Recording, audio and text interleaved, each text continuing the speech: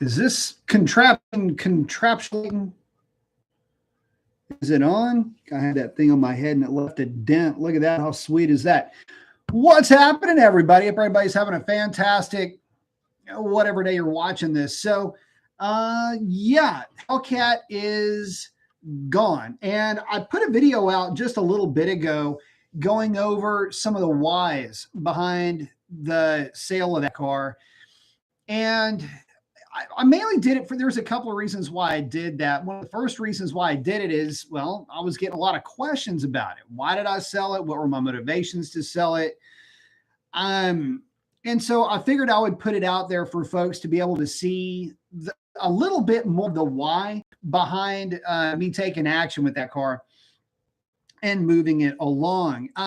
But there are other reasons too that I really didn't want to get into more of a standalone type of a video. And the reason why I really didn't want to get into that part of it was just, it was going to start to muddy the waters. This live show is really more to go over some of that mud that might have been in the water that I was talking about. So if you're new to the channel, thanks for stopping by. This is Motor Chat, aka Mopar Chat Live.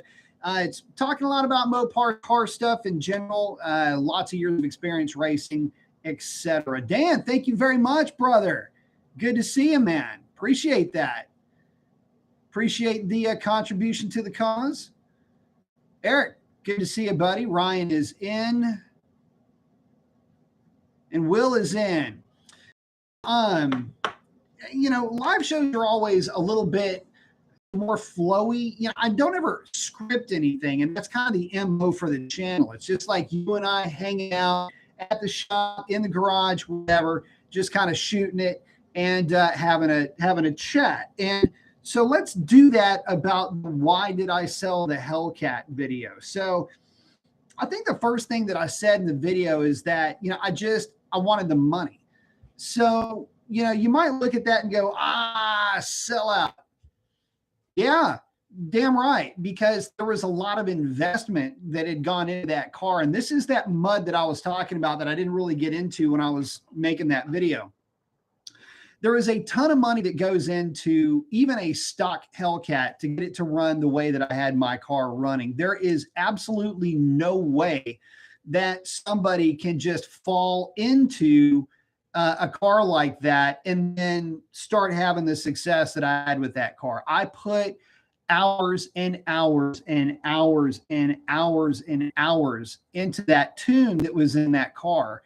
And I put hit after hit after hit after data log hit after data log hit on that car.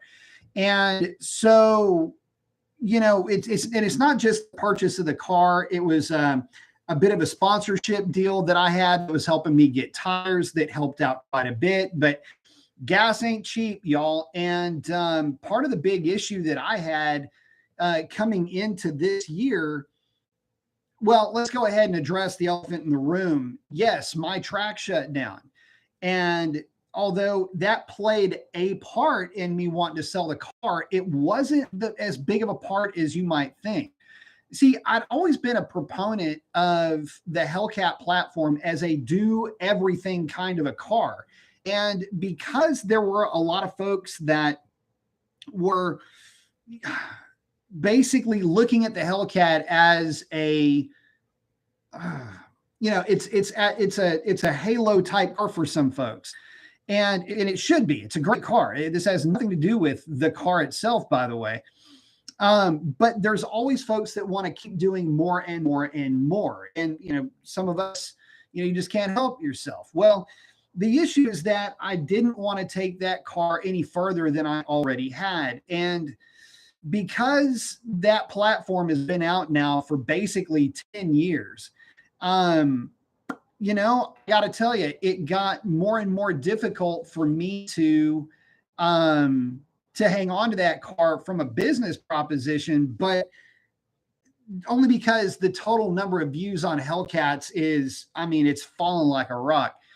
By the way, I let that car go 2 days after its birthday. So that was November 19th. So fun fact on that. But one of the issues with cars like what I had with Revlon is that I was looking at a proposition of a lot of repair work looming kind of over the horizon, if you will. And it wasn't necessarily mechanical, but let's go down all the things that had gone wrong mechanically, starting at the back of the car, wheel speed sensors. That was a big issue for that car. And, that was all four wheels, but the issue is that I had been going through wheel speed sensors. I think I replaced 4 total, and it was getting a little bit cumbersome, especially when all of my drive modes are based around my wheel speed sensors working. I had an issue on a couple of occasions at track days that I had wheel speed sensor problems. And that is a real issue because without the wheel speed sensors working, that car will not go into sport mode. It really won't do much of anything. So I got something in these glasses driving me nuts. Anyway, it becomes a bit of a problem. And so that's number one issue, little electrical gremlins that any of these modern cars have, but this car had them in, well, it was an early release 2015. So it was an early model car. So again, wheel speed sensors were a bit of a problem. Fuel pump, fuel pump sender, basically the control module for the fuel pump flaked out. It flaked out the day, at least sometime in that week before one of my track days. So I was scrambling to try to diagnose what this problem was. Luckily, my boy Ernesto over at Mac Hike Dodge here in Houston had one of those things in stock. I was able to Usain Bolt my ass down there and fetch this thing, get it swapped out.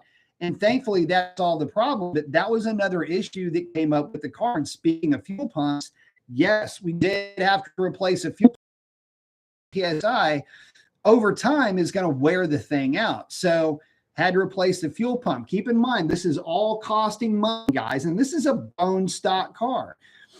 Going through the rest of the car, really glitchy Uconnect. That car had a nasty, glitchy Uconnect issue where it would crash. It would just not function properly. It was a constant headache with that thing. So there was that, at least, although minor, still a bit of a headache. Had a major problem with that also coming into one of the track days. So, I mean, these are problems that you just can't afford to have. And it just would always seem to happen when I needed the car to be in tip-top shape. But again, moving forward past that, fuel pressure sensor, which is in that car, the entire fuel rail system in that car encompasses that sending unit, had to be replaced. That was not cheap, guys. That was about a $400 fix. It should have been covered by warranty and wasn't, which I felt like that was some BS just to begin with. But yeah, that was another issue. Dan, thank you very much. Professor B, any way of making SRT's headers work on a 5.7 if I don't have SRT mid pipes? Nah, you got to get SRT mid pipes if memory serves me correctly, but that's a good thing because they're far and away better than what you've got on the car. If you don't have the SRT mid pipes, don't bother with messing with the 6.4 manifolds or the Hellcat manifolds. One thing I will tell you to do though is clean up the welds on the inside of those pipes. Some of them can be pretty bad. I never touched them on the Hellcat, but I did on my 392. So if you've got them off, may as well touch up the welds. But thank you very much, brother. Appreciate it. Oh yeah, getting back to the car. So I had issues, a bunch of goofy little electrical issues. And with one glaring issue that I had was the radiator failing, which, I tell you something, that was another headache that I just did not see coming. And again, that's not a cheap fix. So as you can see, this thing was kind of going through its 10-year or 7 to 10-year replacement routines. And this happens with a lot of cars. But the issue that I was looking at was, okay, if I end up in a situation where I have got to replace something major. Then what? Okay, well, the tune that I had on the car should have been good for any gasoline that you would put in it that had 93 associated with it.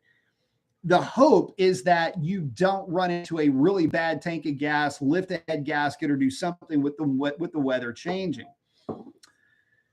I was concerned with that, although that's probably more like a superstition or whatever, just me getting into my own head too much there. But anything else downstream in that car could have failed and it would have been just fine. I mean, as many hits as that car had on a drag strip, you know, most of us are shocked that it lasted as long as it did. It was a testament to Dodge. I mean, listen, my car was a poster child for durability. Now, granted, I did maintain the hell out of that car.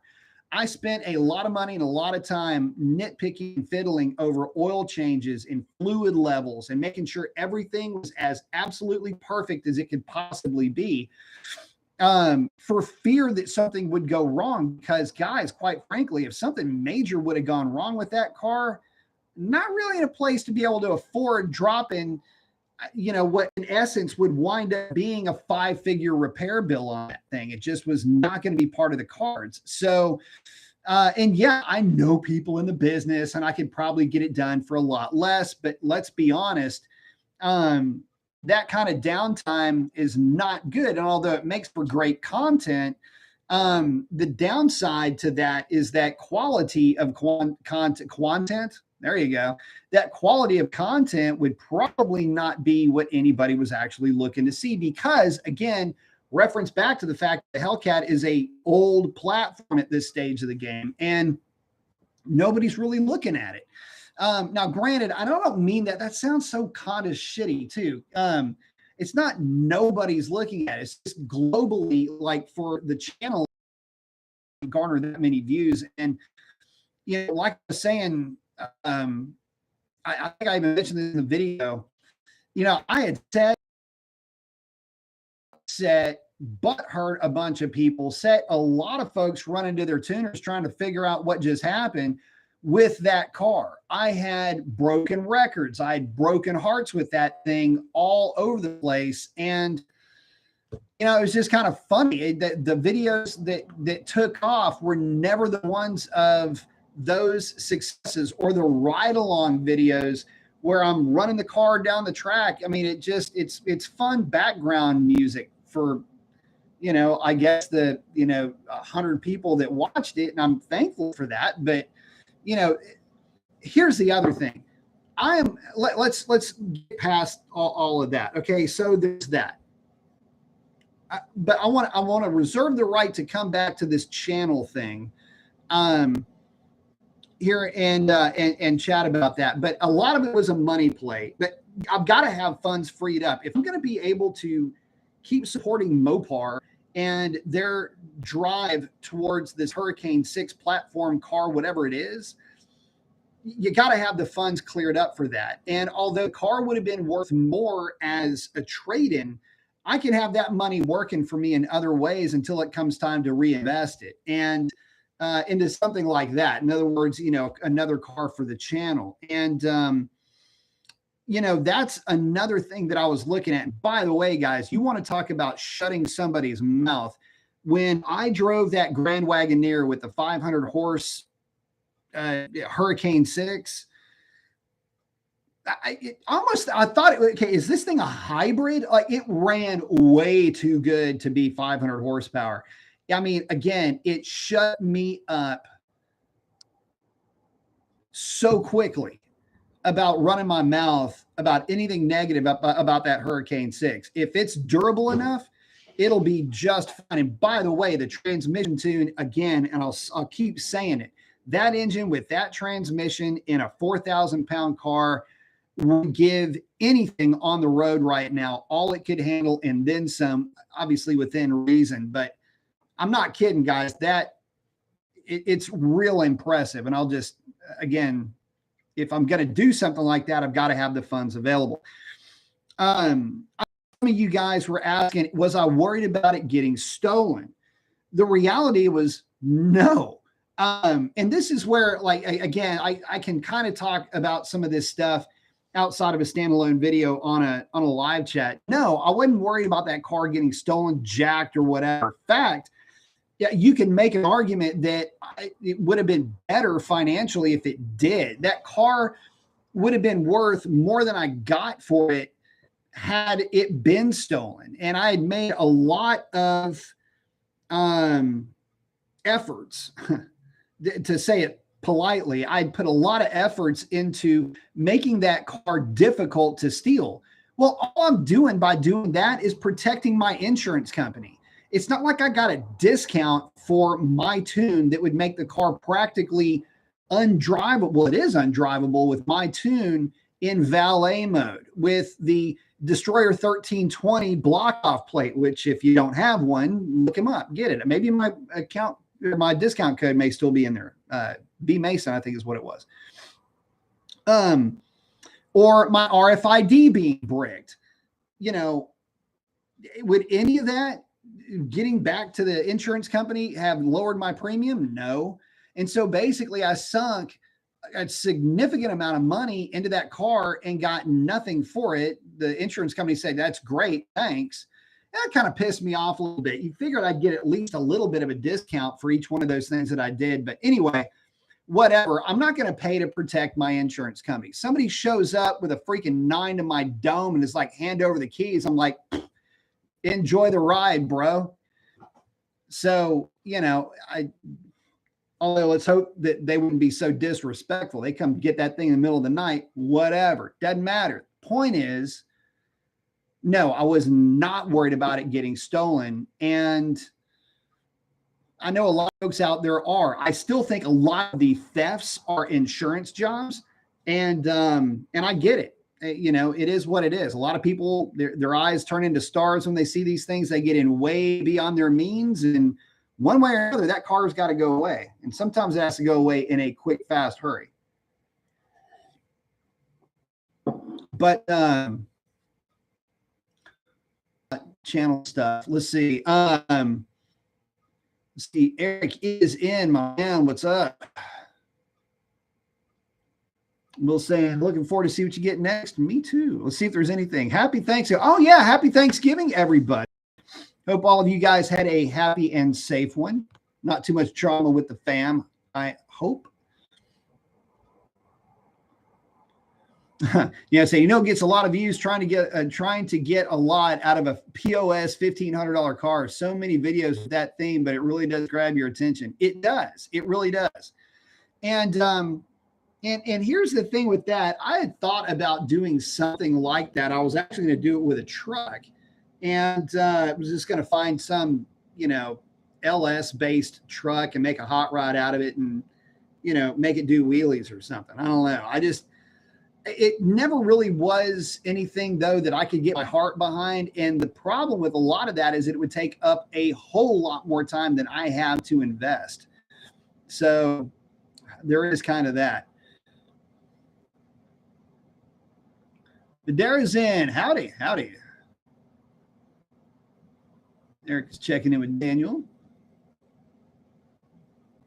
Hey, my scat wide body is gone. Got a S650 fully loaded grabber blue, space gray interior. Nice. Cars are fast, by the way, boys. Don't let anybody tell you different. They are running really strong. They're saying congratulations. Yes. Car Wash is in. Hey, B, always scour the YouTube for Hellcat content, but you got to free up the equity to be ready to pounce on the next month. By the way, 8 to 12 inches of snow due Thursday in Pennsylvania. Yeesh. Damn. Patrick's asking, what does the Demon 170 do on the dyno? It depends on the dyno, bro. First of all, let's hope that they're smart enough to take the ET8Rs off the backup, make a complete mess of somebody's dyno. And it'll actually kind of flood the numbers a little bit. It can be a little bit low because of the much higher rolling resistance. And by the way, when I say make a mess, they disintegrate. At least the tread will or can. Rubber all over the place. But if they put like a donor set of drag radials on it, man, I mean, I would say on a Mustang dyno, 847 to 860, somewhere in that range. And if it, and that's being generous, man. 847 Mustang dyno, add, I don't know, 8% to that. It's going to be tough though for that car to dyno very well. It just depends on who's going to dyno it and on what dyno it's going on.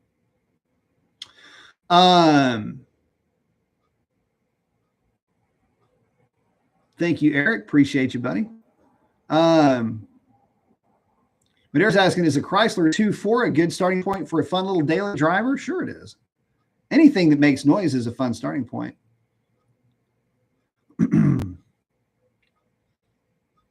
Oh, yeah. So talking about what it ran.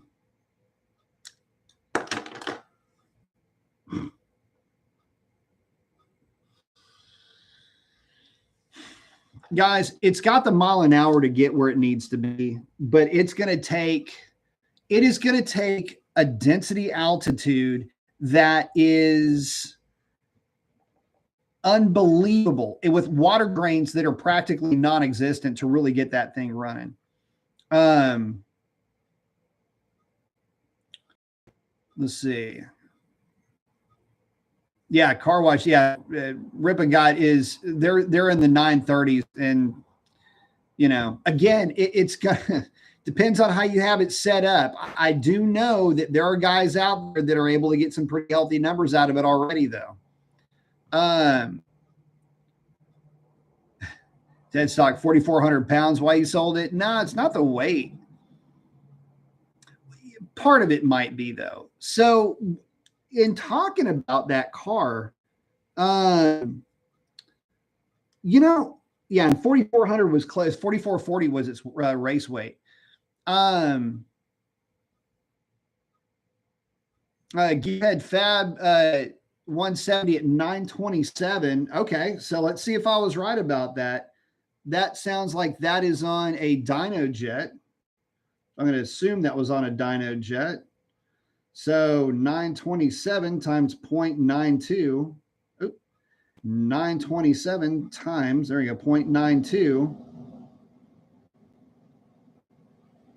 It looks like I was pretty damn right, fellas. So that's the Mustang dyno correction factor. And if that is the case, then I said 940 to 950 to 960, and that's right within that range. But anyway, guys, where was I? Anyway, yeah, numbers. Yeah, it makes sense. I mean, that's about what I would figure. It would drop about 852 on at least the dyno over at Pikes. And the reason why I know that is because we've had so many 1,000 horsepower cars on that dyno that you can just kind of rattle off what the things are going to make. Mustang dyno, when it's working correctly, is extremely consistent. So, oh yeah. So getting back to the why I sold the car, guys, look, you know, at the end of the day, yeah, I've got to free up the funds. And the reality is that when you're looking at the prospect of just seeing your money sit there like that and it's not working for you, that's a bit of an issue. You've got, like I said in the video, money, it has two characteristics. Money hates noise and money is needy. You got to pay attention to it. You got to give money attention or it starts to go away. And it goes away either because you spend it or because it sits there stagnant and inflation does what it does best, which is wreck the value of your cash. So, yeah, you got to do something with it. You can't just sit on it. And that's what happens if you've got a car like that sitting there. There's an opportunity cost that if you're not exercising the opportunity, you're literally hemorrhaging money and not even realizing it. So, Patrick, the pulley on the 170 is a 3-inch pulley, if memory serves me correctly. Same lower pulley, smaller upper on a 3-liter supercharger. It's actually in the video. I did a video on one of the teaser videos, and it turned out that by coincidence, there's a pulley ratio, and I actually nailed it when I was doing all the math on that engine. That's something else too. I nailed that 170, and I don't know. Again, the algorithm thing. I don't know. Like, subscribe, share. I need all the subscribers I can get. Need all the views I can get. It really does make a huge difference, guys. You'd be surprised. Subscriber count, views, interaction, all of that means something to the algorithm. And the more that you have, the more the algorithm drives your channel for you. It's kind of strange. But anyway, so yeah, speaking of YouTube and algorithms and all of that, one of the things that's been driving me nuts, or had driven me nuts too, was, I had done a lot for the Mopar community as far as putting the message out, giving my opinion, driving narratives of Mopar, what I think they could be doing better. I was never really a kiss your ass fan of the brand. I was a realistic, man at the factory opinion about the brand that we're all supporting.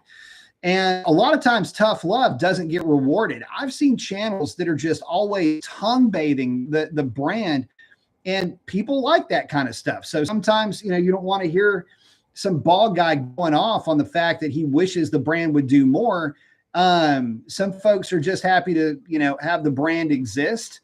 And so there's that. There's other channels that just talk way too much out of their ass. And again, it makes it real difficult to, compete when, I don't know how some of these blowtorch YouTube accounts get as many subscribers and all the ad counts that they get. And I'm over here going, what the hell? I've been trying to save people money and win drag races for how long? And anyway, so there's a little bit of a discouragement there too, just with, not that anything with you guys, obviously present company excluded, if you're watching this video, but just kind of some weird stuff just going on in the outer verse, so to speak. So, but that didn't have anything to do with me selling the car.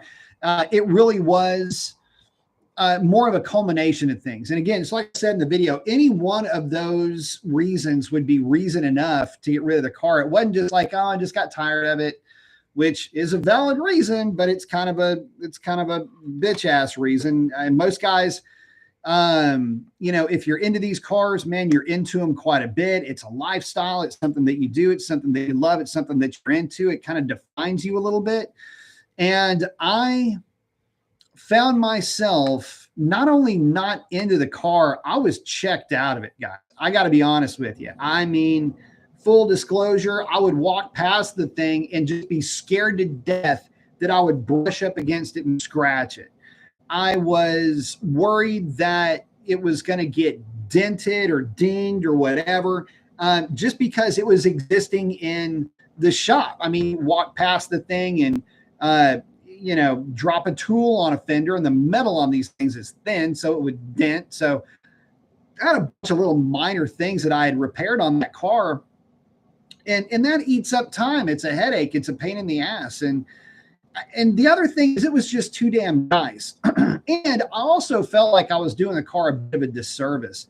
I felt like that car was just going to sit over here and suffer garage rot forever. Some young guy that is just out there as hell, this is the perfect car for them.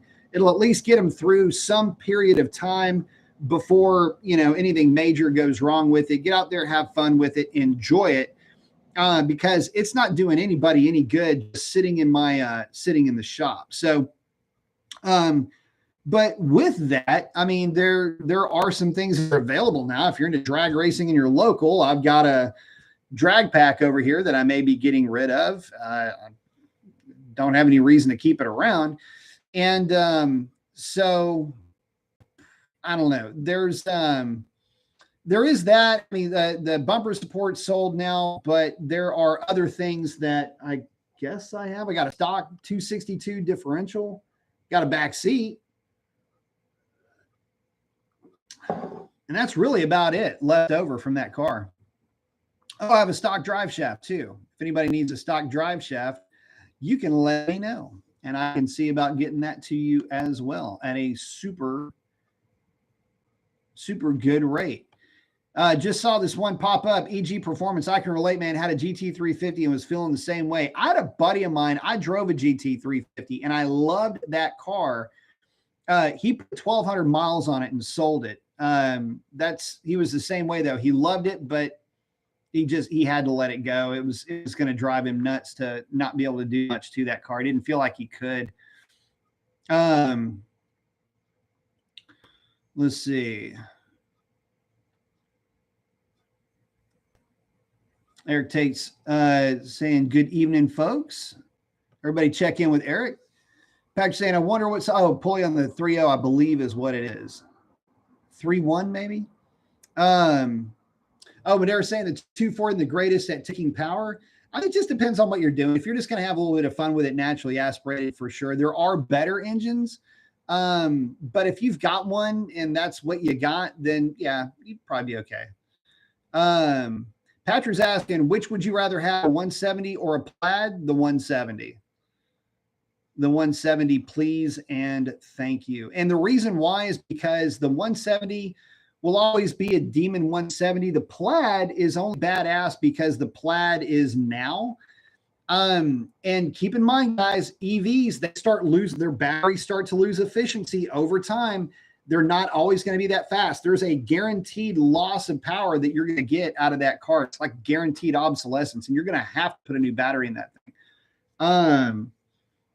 BB saying the people that do view your videos are here because of your honesty. Thank you for that. I appreciate that. Your channel is an absolute goldmine for anyone who wants realistic info about these vehicles. And I appreciate that. Oh, that brings me to the other point. I'm not stopping Mopar Chat Live, by the way, or Motor Chat or anything like that. I'm not stopping any of that.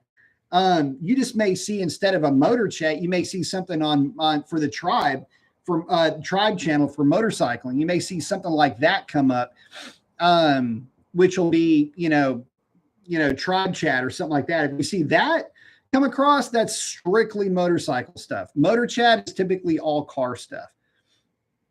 So if you kick on tribe and you're like, hey, what about, this Ram 1500 thing? And be like, man, you have to catch me on one of the Motor Chat or Mopar Chat live shows. Patrick's saying very few channels give good, accurate information on these cars. It's tough to come. In fact, some of it is just straight up BS. And that's one of the reasons why I got into doing this channel so many years ago.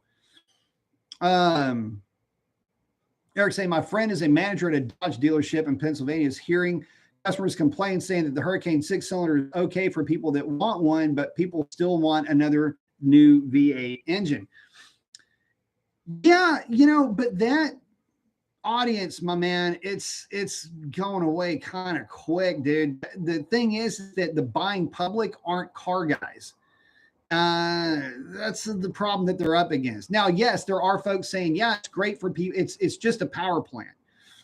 And you got to remember, the way an engineer will look at this, I said this to somebody in a comment too. The way an engineer looks at this proposition of power is you can either add boost or you can add displacement. At this stage of the game, compression ratio is kind of out of the game. But for any engine that is X number of cylinders and you want to increase power, you can add displacement, which is adding cylinders or making the cylinders bigger, or you can add boost, or you can do both, all of which are perfectly acceptable means to an end to a power output number. So it's whatever is the least expensive yet most warrantable way to get to power number X. That's how you do it. And it's like, if you ever seen Fight Club, you apply the formula. And if you can get there through lesser means, in other words, you don't have to develop a whole new engine to get to 500 horsepower. You've got a corporate engine that you had under development, which, by the way, has been under development for the better part of freaking 7 years, if I remember correctly, at this stage of the game. In fact, we were supposed to have this engine 3 years ago. So that's another thing. Everybody's talking about channels that are full of shit. Okay.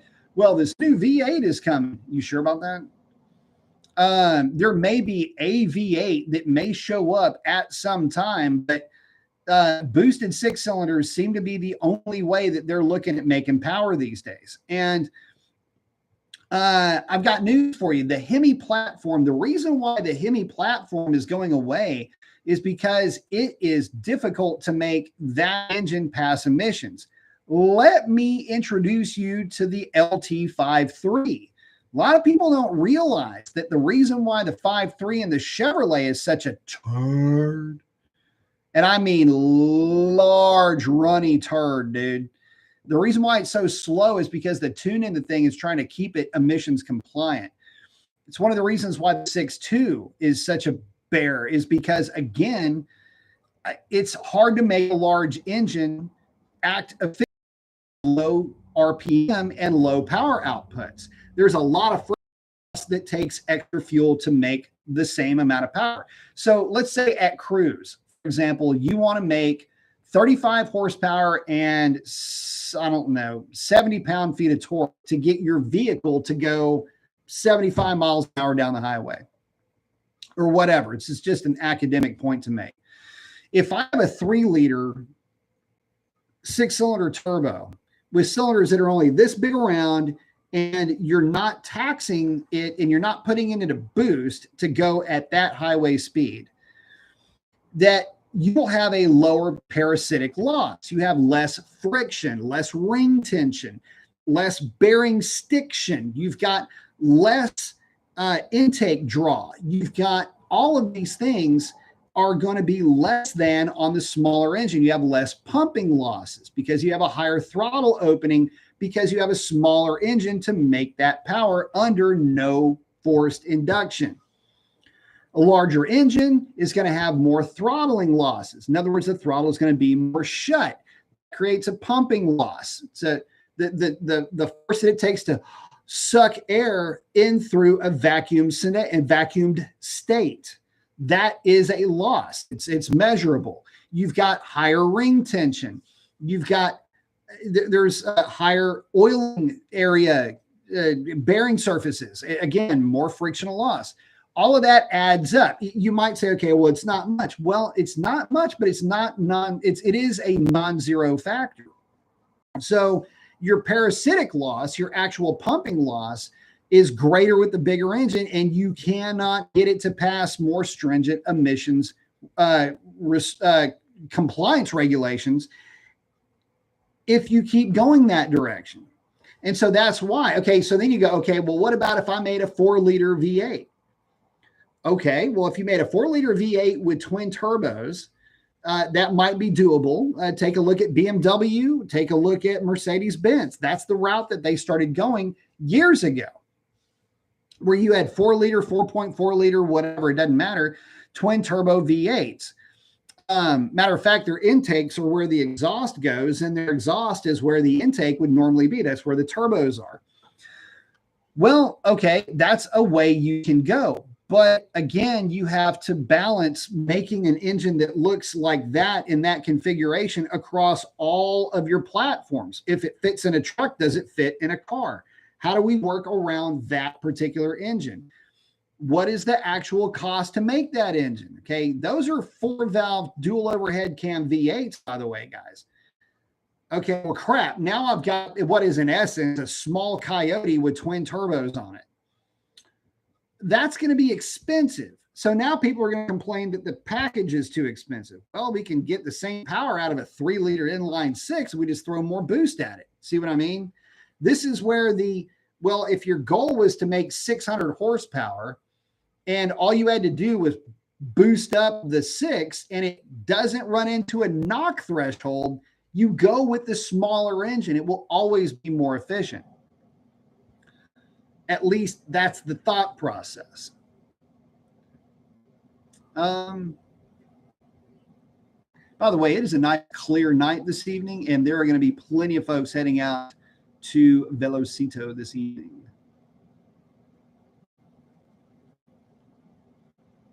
Patrick saying, irony of the hybrid, the gas engine will outlast the hybrid battery. Of course it will. Happened to my Camry hybrid. That was a big issue for guys with hybrids. They didn't want to mess with them because of that. Haha, I haven't joined the stream in a while. Is it true? Did you sell it? I did sell it. Red Dog 392, gonna need a new clutch soon. What do you recommend? OEM, McLeod, rebuild, etc. McLeod. Never ever will I get another. I've never bought another clutch other than McLeod, going all the way back to my heavy street race, heavy roll race days with this car right here. This is me working on my 90. This is some pictures found at my dad's house. That is me working on my 94 Cobra. That is a Kunston Company 427 that is in that car. And I was running it around with a GT40 intake manifold. You can see the T-trim just barely sticking up in there. I was running around in that configuration waiting for a spider intake to show up. But that's me, boys. Wrenching way back in the day. That car broke a whole lot of people's hearts. Anyway, that had a McLeod clutch in it.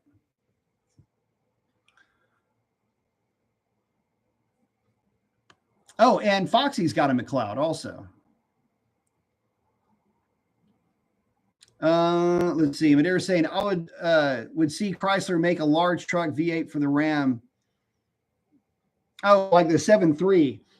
I mean, they've got the 6.4. The problem with the 6.4 is that it is such a neutered turd in the trucks. I don't know what the deal is with that. Yeah, I'd love to see them make a 7.2, 7.4. I mean, they can make a 440. 7.21 is the 440. They can go whatever. I mean, but it's just a lump of an engine for the trucks. It doesn't really outpower the 5.7, except it makes a lot more tip-in torque at like 2,000 RPM if you're dragging stuff around. I guess that's a good thing. But you know, not really my my cup of tea. Let's see.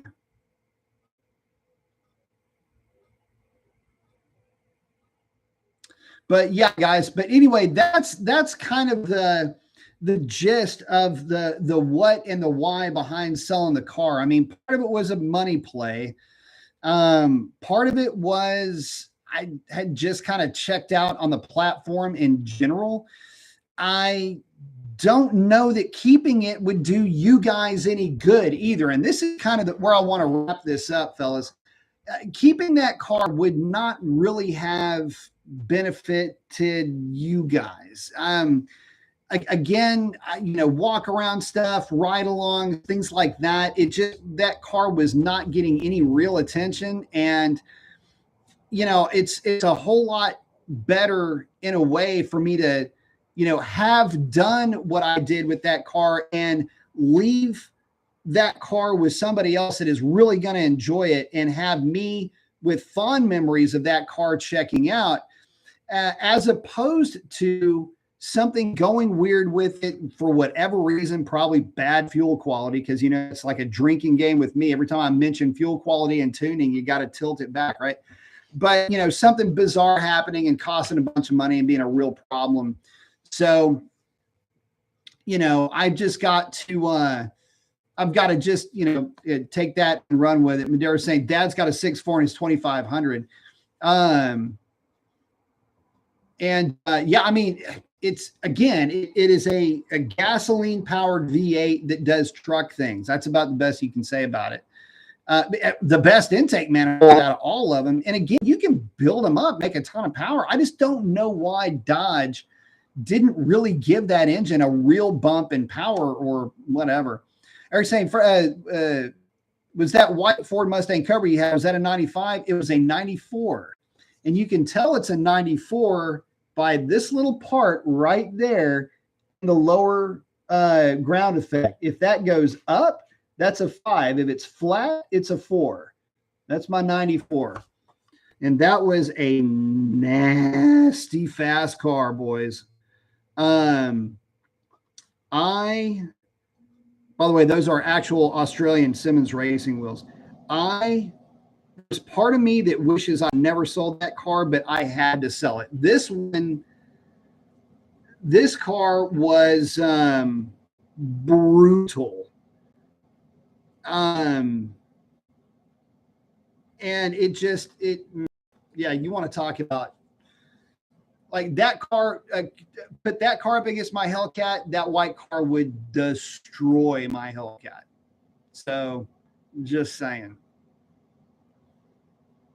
I mean, it wouldn't,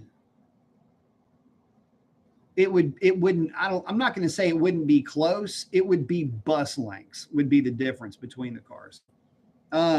Thank you very much. But yeah, that was a Kuntz & Company 427 with a T trim. And the T trim was initially at about 10 pounds of boost. We boosted it up to about 15 pounds. That's when it hit 1 bar. Aeromotive pump, 80 pounds. I think it was 80-pound deck injectors. That thing was, I'll put it to you like this. Fourth gear, 327 gears, roll into the throttle pretty hard, and it would just start smoking the tires. Just TKO 5-speed. And to make that, so it would bend the output shaft of a TKO 5-speed. It wouldn't snap it. It would just bend it and twist it inside the yoke. That's how much torque that thing made. It was way too much overkill. But the thing is that back in the day, coming into that was a roll race car too, by the way. I didn't really mess with drag racing that much with that car, but I did get kicked out of Baytown when it had the GT40 manifold on it, which was kind of funny because it was only running off a boost at that point.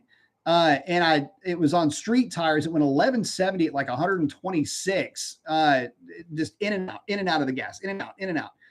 And basically I was hazing the tires in fourth gear. Anyway, didn't have a cage in it and I got punted. That was when you would get kicked out. Let me think. It had probably one of the hardest to get over rushes in fifth gear, though. I mean, the car was it was an amazing car, but again, it was bending parts that are meant to handle a whole lot of power. So it had to go. That's the car that got me into Vipers. And then from there, that was more into Mopar at that point, but that was the end of my run in, with Ford for the most part. But it was a hell of a run. And I kind of got a little bit of that back with Foxy. And this is the other thing too, guys. I mean, I've had a lot of really fast stuff, and it's fun to have fun cars again. It's fun to have fun again. And I think a lot of times people take this way too seriously. And not for nothing, fellas. I mean, I took it way too seriously myself as well. But back in these days, boys, let me tell you something. It was ramens, beanie weenies, tuna fish, and that shell pasta shit. I mean, it was that. I mean, you want to talk about picking up extra shifts, extra accounts, extra clients. That's what I was doing just so that I could spend days over at my dad's place working on this thing. That is, I mean, when I talk it, fellas, that's me. And here's one of me and my little, she's underneath there helping me work on it too. So I mean, it's definitely a family thing, to say the least. But yeah, I mean, when I say I was doing it, bro, was I ever doing it? But back then you could do it and have fun. Now it's just not, it just was not fun like it's fun, or it's not fun today like it's fun now. Or sorry, it's not fun back then it was like a lifestyle. Like what you didn't call it like fun. It's just what you did. It was just everybody was doing this, you know, had a whole crew that we all worked on each other's cars. So to say that it was fun, it's just what we did. It's who we were. But now it's just not, it's not like that. And that some of that is gone. Some of the family is gone, not to get all like Vin Diesel or anything, but the family part of it is gone. And at least it was for me. And some of y'all, it could be there, and that's great if it is. I'm happy for you, actually, jealous in a way. But it just isn't as fun anymore, the way it was for me anyway back then. Mary's asked, what numbers was this thing pulling?